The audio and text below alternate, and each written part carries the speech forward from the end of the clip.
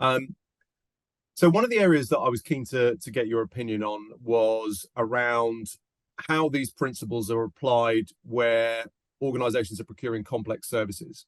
So clearly, the clue there within the name is that to the level of complexity that services can be difficult to define, difficult to measure, and you can have a lot of people being very busy, but really, how do you kind of turn that activity into something that's of measurable value?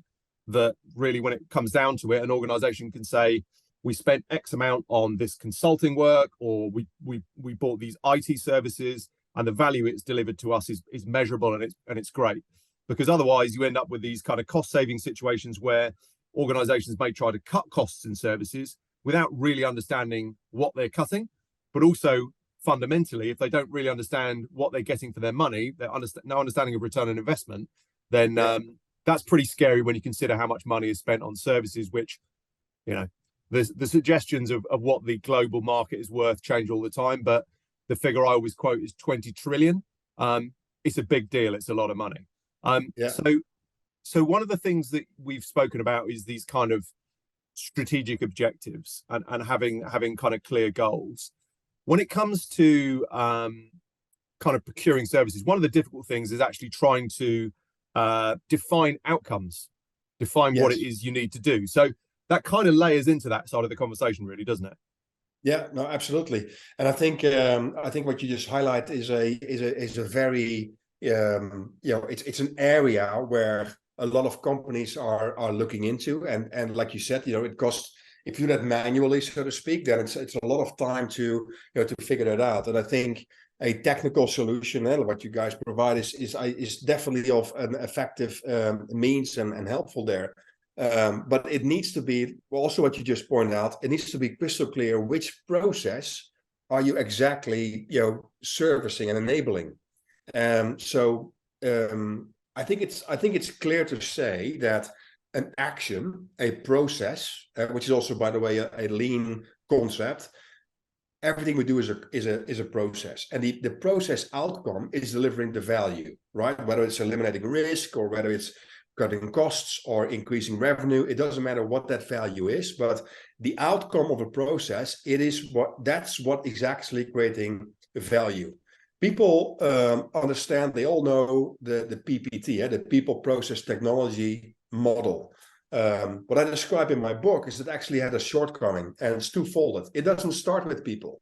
People think that people are the most important asset, and they are if you have it solidly there. But first, you need to understand what are people responsible of when it comes to their action and the outcome, so the process. So it starts with the process, not the people. You need people to monitor, to own, to enable a process to be executed. Whether it's manual or automatic, doesn't matter, but people are enabling a process. That process delivers the value. So it starts with process and not people. The second shortcoming of the PPT model is it lacks governance. Governance is crystal clear. It needs to be front and center in everything that you do. You need to understand what is the law and legislation we need to comply with. Internally, externally, what is the decision making? What's the mandate, the authority? What are we allowed to do? Who is doing that? Even going down to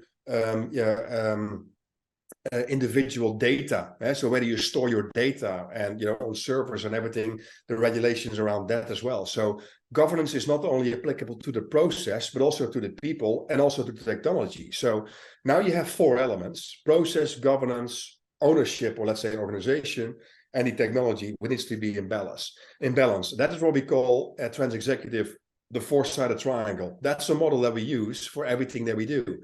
And if you're talking about procuring services, you need to understand what is that process, right? So which service do you need to procure or source in this case? What are we allowed to do when it comes to what are the requirements, the specifications of that process and service that you need to procure, and who's exactly is owning that? Who can say yay or nay when it comes to if a deal? And if you have that clarity on the decision-making process, the governance, and in this case, which services do you want to source and procure, and what is the desired outcome? Again, what's the intention? Then you have the requirements and specifications, to configure tools like what Civio is offering, where you have a successful setup where actually technology is enabling something rather than being restrictive. So throwing in technology just for the sake of it doesn't work. It has to be in that order: process, governance, organization, ownership, and then the technology.